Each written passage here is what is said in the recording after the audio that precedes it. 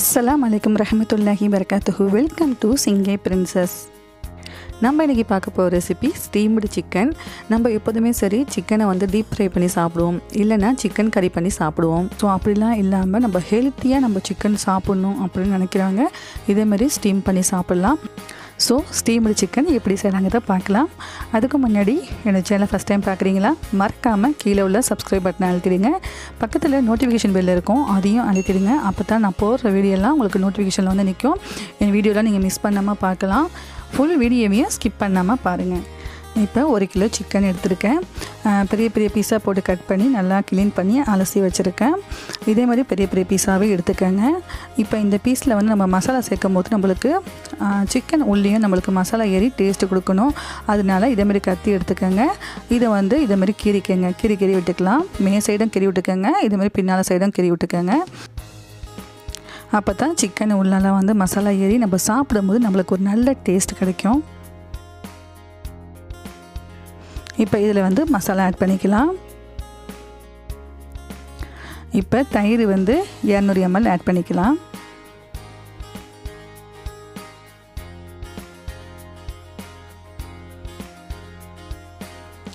அடுத்தது இஞ்சி பூண்டு பேஸ்ட்டு 1 ஸ்பூன்,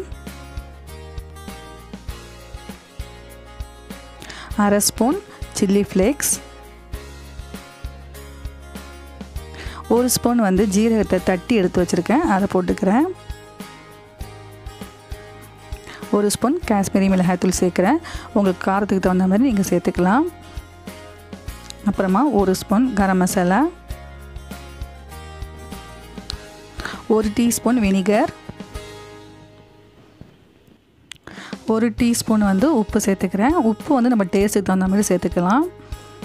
அப்புறமா 2 டேபிள் ஸ்பூன் அளவுக்கு தேங்காய் எண்ணெய் சேர்த்துக்கிறேன். நம்ம இதில் சிக்கன் ஸ்டீம் பண்ண போகிறோம், ஒரு ஹெல்த்தியான ஃபுட் எடுத்துக்கிறோம், அதனால நான் தேங்காய் எண்ணெய் சேர்த்துருக்கேன்.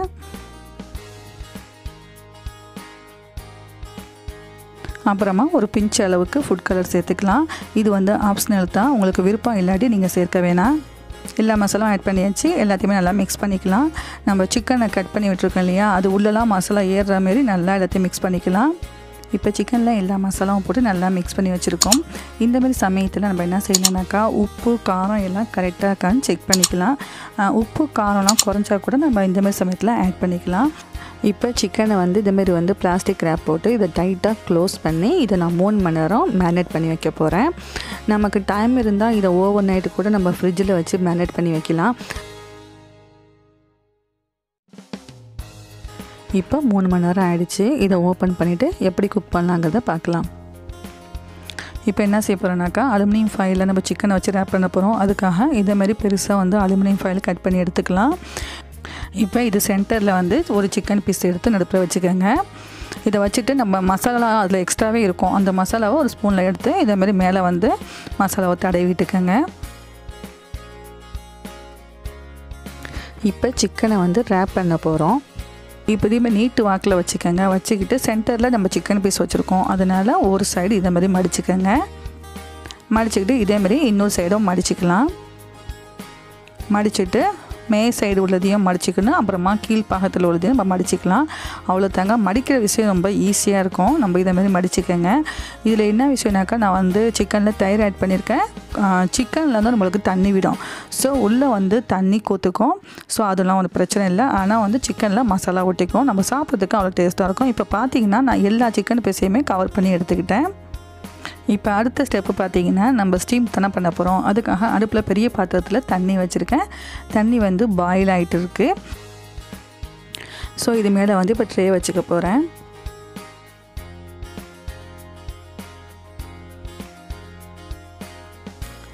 நெக்ஸ்ட் நம்ம ரெடி பண்ணி வச்ச சிக்கன் ரேப்பெல்லாம் ஒன்று ஒன்றா எடுத்து இது மேலே வச்சுக்கலாம்.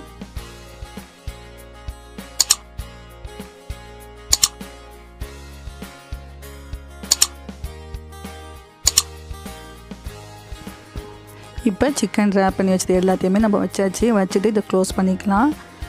க்ளோஸ் பண்ண பிறகு அடுப்பை லோ ஃப்ளேமில் வச்சுக்கோங்க. லோ ஃப்ளேமில் வச்சுட்டு இது 30 நிமிஷம் நம்ம குக் பண்ணி எடுத்துக்கலாம்.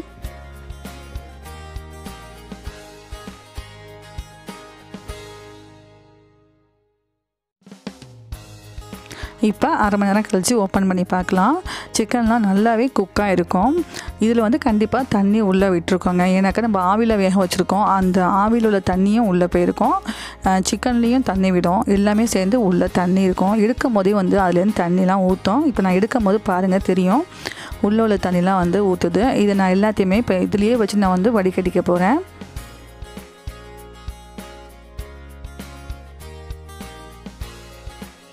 இப்போ பார்த்தீங்கன்னா நான் ஒரு டம்ளரை வச்சுட்டு எல்லா சிக்கன் ராப்பையுமே நான் வந்து நிற்க வச்சுருக்கேன். நிற்க வச்சுட்டு நம்ம வந்து அப்போ தான் 2 பக்கமும் நம்ம வந்து தண்ணியை வந்து வடிகட்டி எடுத்துக்கலாம்.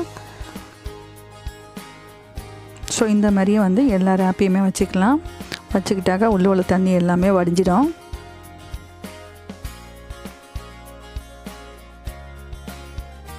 அடுத்ததான் இப்போ வந்து ஒரு சிக்கன் ராப் எடுத்து ஒரு பிளேட்டில் வச்சுட்டு இதை ஓப்பன் பண்ணி பார்க்கலாம். இது ஓப்பன் பண்ணும்போது நல்லா சூடாகவே இருக்கும், பார்த்து கேர்ஃபுல்லாக ஓப்பன் பண்ணுங்கள்.